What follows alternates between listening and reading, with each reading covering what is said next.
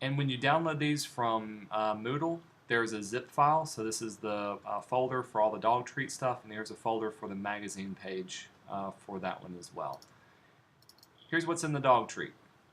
For the dog treat, I'm giving you, first of all, the ad copy. And this is just a text file that shows the text that should go inside of your advertisement. So treat your dog to the best, milk bones made for dogs, all that information.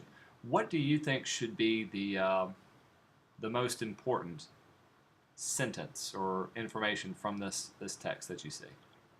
Probably treat your dog to the best. Okay, so treat your dog to the best. That should be the most important. How would you make it most important? I'll probably definitely keep it in caps and maybe put it in type of font that Mm-hmm. is kind of catchy. Okay, kind of catchy, maybe bolder, maybe bigger, those type of things. If that's the most important, how would you choose to make this second and third most important? That's going to be up to you as well. I'm giving you two choices of dogs. Both of them are, I picked them to be very, very scruffy kind of looking. You can use this dog or you can use this dog. One or the other. But you don't have to use both. And finally, I'm giving you the product itself that has to be in your ad somewhere as well. Now I'm going to show you how I'll lay out my ad. You can do it however you want to for your ad. So for this one, we're going to be working in Photoshop. So let me fire up Photoshop and make a new document from this one.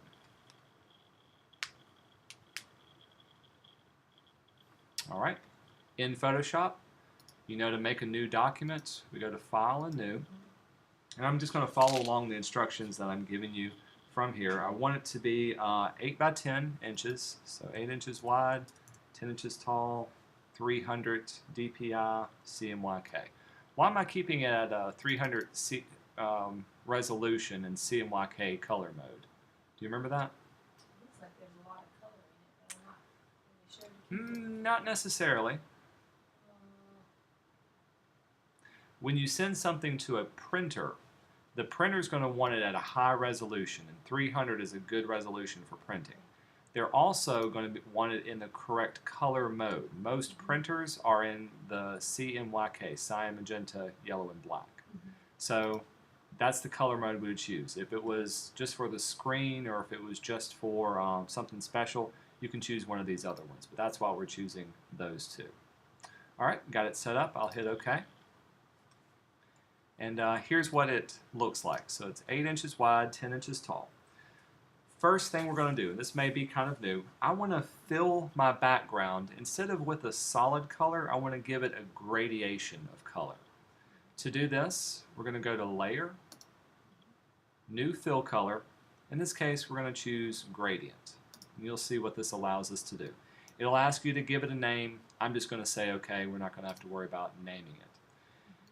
The next little window that pops up allows me to edit my gradient. And to edit it, I can click on the center of it, and I can choose what colors that I want it to be. Right now it's going from orange to transparent. If I choose one of these other presets, so here it is going from black to white or red to green or anything like that. In my case, I want it to go from kind of a dark red to a medium red. So I'm going to change this one by double clicking on it to sort of a darker red. That'll work. I'm going to change my second color to kind of a medium lighter red. And you can see it changing over here as well as soon as I create it. So that's looking pretty good. We'll say OK. And we'll say OK to this. The other thing you can do is to change the style or the angle of it. Right now it's going up and down at a 90-degree angle. If I wanted to go left to right, here's where I can change that as well. And you can play around with the different style of what am I trying to say? Gradients that you have. Notice that this is a radial from inside and out. If I wanted to reverse it, that looks pretty cool right there. On your screen, it probably looks a little different. On my screen, I have a nice perfect gradient. Yours probably looks like it has little stair steps on it. That's just a computer connection type issue. But you can play around with this once you get it as well. We'll say OK to that. So I've got a nice gradiating background to work with. Second thing I want to do, I want to select one of the dog pictures and place it into my document. So I'm going to go back to my dog. I'm going to use this guy. I'm going to drag him into Photoshop. And remember, he's going to be docked up there, so I'm going to drag him off. And I'm using my selection tool to drag him into this document. Once he's in here, I'll cover him up.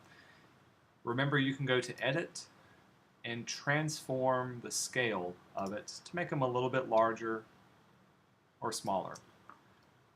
What do I need to hold down when I scale something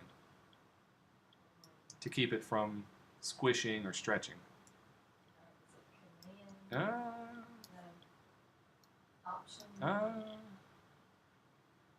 Shift.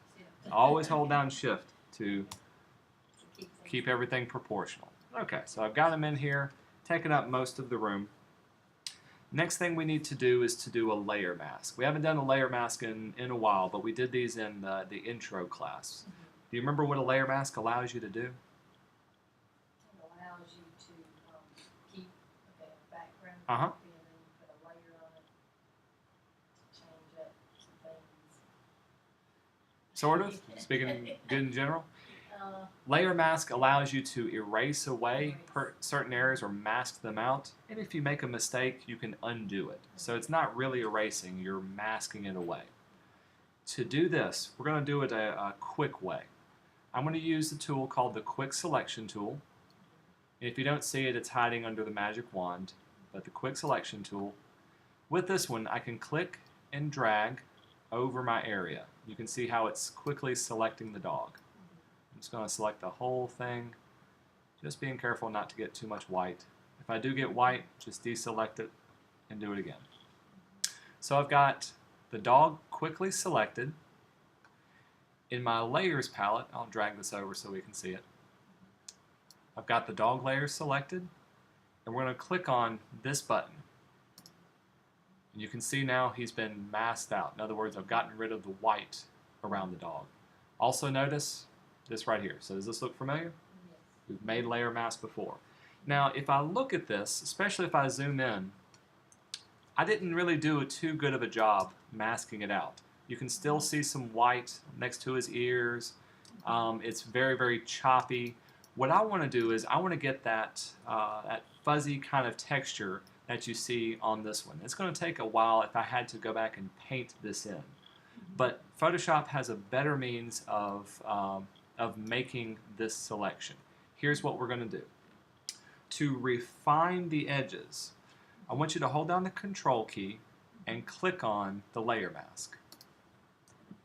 With this one, I can choose Refine Mask, and I'm on step number 5 on here, and it'll bring up this option.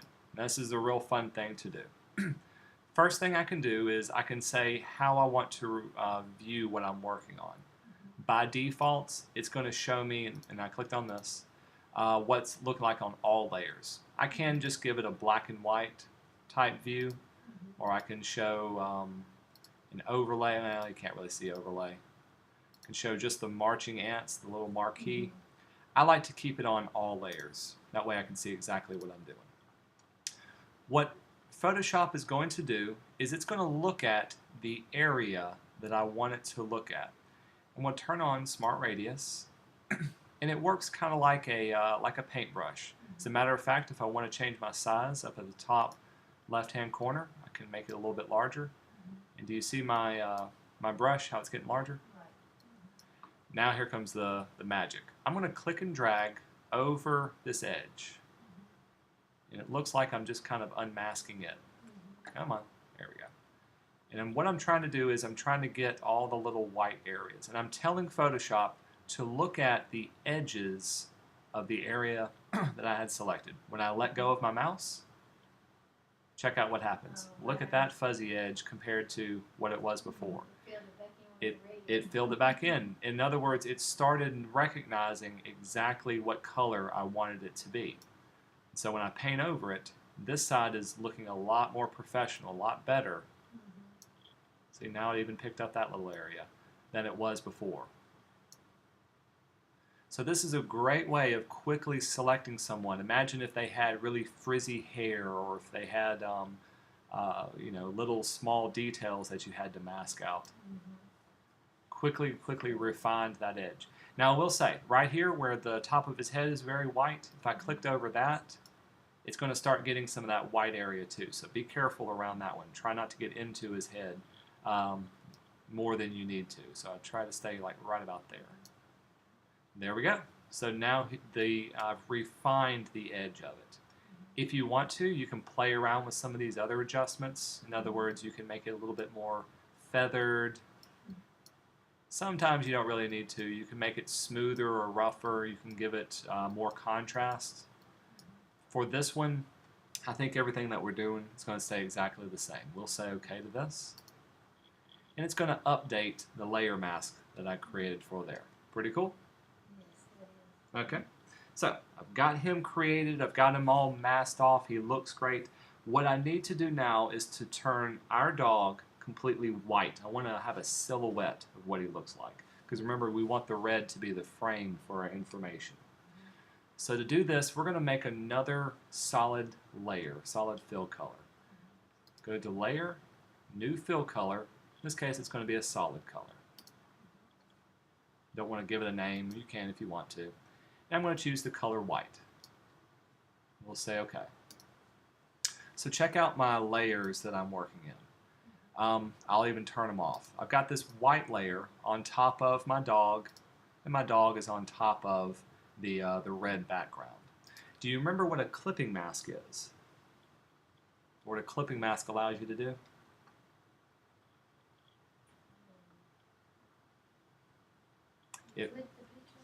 Sort of.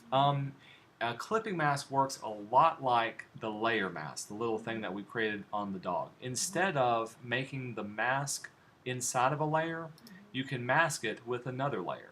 So here's what I'm going to do. With this one selected, I can go to Layer, Create Clipping Mask, and this is what it looks like.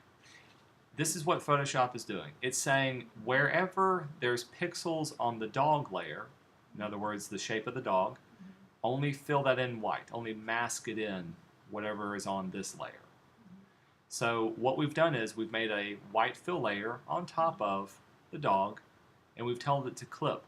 See the little arrow icon right here? That's what that arrow means. It's only looking at that particular layer to put the information in. And so to do that, that was steps 6 and 7, to create the clipping mask and to mask it to the dog. All right? So now here's the next fun thing. All you've got to do is start placing your text and your picture, your product picture, within this particular area. And this is where I'm going to leave it up to you as far as how you want to design it. I'll close this guy out. So here's the milk bone. We'll drag this into Photoshop. We'll place it inside of here. Notice, check this out. See how he's inside of that one? Look at my layer. Why is he inside of that silhouette?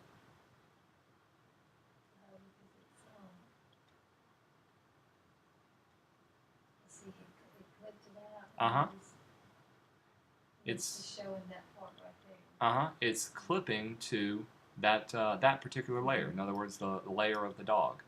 And I can scale it down. I can place it on this side, or maybe I can have a center alignment or another alignment, wherever you think would be best for your dog.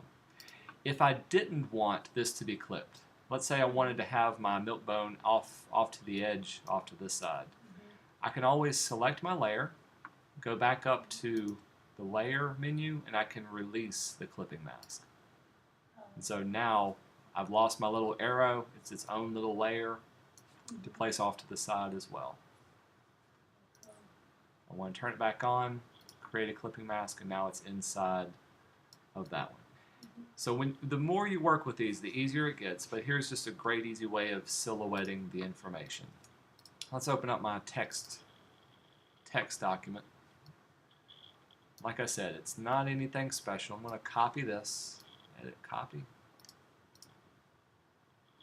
You know, in Photoshop, you can use your type tool, big T. You can either click and drag, or you can type it out. I'm going to click and drag and make a text box. I'll paste it in there. Hey, that's kind of not a bad font in itself. Start formatting it. Oh, by the way, so if I wanted to change the color from orange to this nice red, I've highlighted it. At the very top, here's my text color. With my color picker opened, I can click anywhere on this red, and it'll pick up that particular shade or tint of red. That way I can keep it consistent. Maybe make it a little bit larger, so it's 31 point, let's see what 48. Ooh, too big. Treat your dog to the best. Milkbone is made for dogs, so maybe that needs to have its own text box. Maybe make that a little bit smaller. Notice the distance between these two. What's that called? The distance between it. Between two lines. Leading, exactly. The word hanging off by itself is called orphan. Great. You've been talking to Kent Mummer. Yeah. You know exactly what it is. So if I was making it, maybe I would choose different style. Milkbone is made for dogs. Then all this rest of the type, we'll let it fill up around here. Place. Whew, that's a lot of type.